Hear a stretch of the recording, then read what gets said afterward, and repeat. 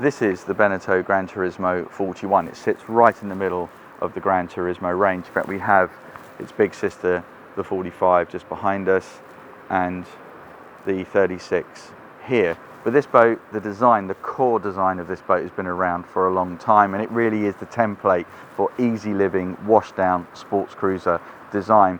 It has two cabins, choice of 300 horsepower, 380 horsepower engines running on stern drives with a top speed in excess of 30 knots, and the price starting at around 390,000 euros ex VAT. Let's get you on board and show you what this French sports cruiser looks like.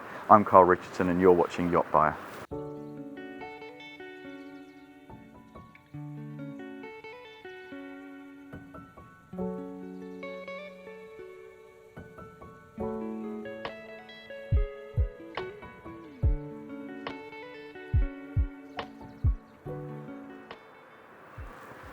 So we're now standing in the cockpit of the GT41, and it really is all about wash down, fun in the sun, easy sports cruiser living. It's a real template for 40-foot sports yacht design, if you like. We've got the sun pad at the back there, we've got stowage underneath there, and we come past this sweep of seating with this rather nice wash teak table which folds over. But in this position we've got a handrail here, and if you're going along at 25 or 30 knots, always good to have a few handrails. We've got the wet bar here, space for a fridge, an ice maker and a grill underneath here as an option. But then there's another neat little fridge tucked in here, so you're getting that lifestyle vibe. And this is a proper luxury sports yacht. It's just all about ease of use. Unlike its big sister, the Gran Turismo 45, there's no option to enclose this area. There's no cockpit door option, so this area is going to be exposed. But we do have this hardtop, but with this huge sunroof open, you can imagine after a weekend out in the sun and spray, this area is going to get well used. So being able to wash it down and just ease of use, that's a key feature. Really like this central helm position as well. Being able to get three people up at the helm is a great feature. We'll come back to the helm a little bit more. So we've got these side doors, two side windows, sorry, on each side, and again, sunroof open, the back of the boat open. You can have a canopy for the cockpit, but underway you're not going to do that unless it's cold. But then with these windows open, the sunroof open, this boat is going to be as close to open boating as you can get. But if the weather does change or at night, at the touch of a button, this sunroof will close down, and then you've got that much more private, snug feeling in here. So we've now moved up onto this Helm Station on the Gran Turismo 41, and there are a few practicalities I think to point out. First of all, there are some yachts in this size sector that give you one helm seat. We've got three here. So we've got this adjustable bench seat which has got good side support and a bolster, and then we've got this cute little navigator position over here, pilot seat let's call it, over here next to the sliding window.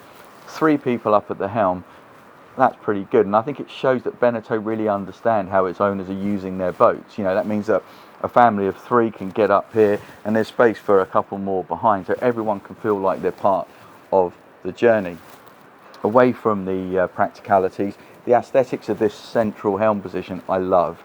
It sort of reminds me, this blue gel coat with this black detailing reminds me of sort of Italian sports yachts of the 1980s, and that is not a negative thing, I can assure you. It's very cool med style, and it contrasts really nicely with the white. And obviously the important thing about this, back to the practicalities, is it'll be low glare, so well done everyone. Compass in the central position, and then we've got a central multifunction display screen, adjustable wheel, and as I said, adjustable seat. One thing though, if I pull this up into the bolster position, this feels like a very natural position for when you're blasting along at 30 knots. I can stand up, I can still see through the screen, that central screen, single piece of glass, very good, or I can sit back on it. However, the adjusting bar for the seat pokes out, so if I am standing here I can feel that in the back of my leg, a little bit annoying. In terms of performance, stern drive boat, choice of Volvo Penta D4 300 or 380 horsepower engines that are going to push this boat with those max rated engines up to around, I would imagine, 31, 32 knots. But the important thing here is we've got easy 30 knot performance, a great driving position, and one where everyone can join in.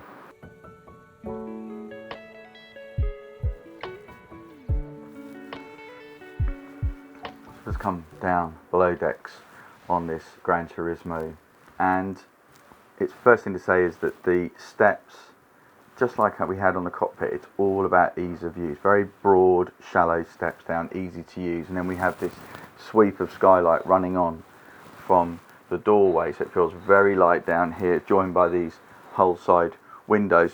It is a smaller boat, as I say, than its big sister, the Gran Turismo 45, but by keeping it easy and open, you can enjoy the space that's on offer. So we have this fairly typical L-shape sofa design with a dining table in between, but importantly there is that separate forward cabin. The berth sits quite high in that cabin, but that gives you space for storage underneath it, and obviously we have storage all the way around, and there's some very useful recessed pockets running to each side, so you can push stuff in there when you're heading out to sea.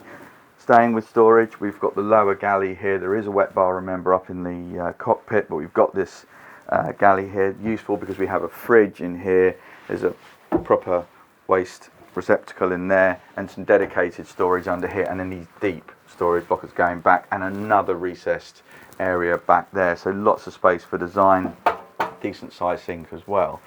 Then moving towards the midships of the cabin, this is a real trait for this sports cruiser size with Beneteau, is that we have this midships cabin sitting almost on the centre line of the boat with two bunks. And what that means is you've got pretty much a full beam cabin. It is a full beam cabin. That gives you the opportunity to have glass sections and ports to each side, and a nice deep central companionway into the cabin. And in between these two cabins then we've got the toilet and shower compartment, with the toilet and shower sitting separately, so you're not washing down the whole compartment every time you have a shower.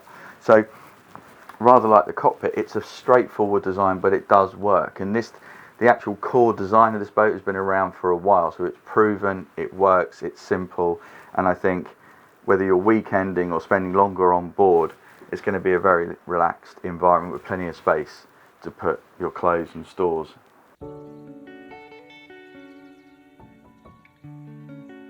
Down in the engine bay on this Gran Turismo 41, and arguably the best thing about it, and there are many good things, but is this, you have this sort of daily access point here, but it's also leaving you plenty of space for tools, storage, spares and all that kind of thing. So it's an easy step down onto this little aluminium platform into the bay. After this, there's actually a main service area, which does require removing this little forward GRP section of the seat here, but it means that if you need to do any major works, this whole tray will come out quite easily. We can see how it works. Probably a 20-minute job to actually lift this up, and then you'd have the entire bay open.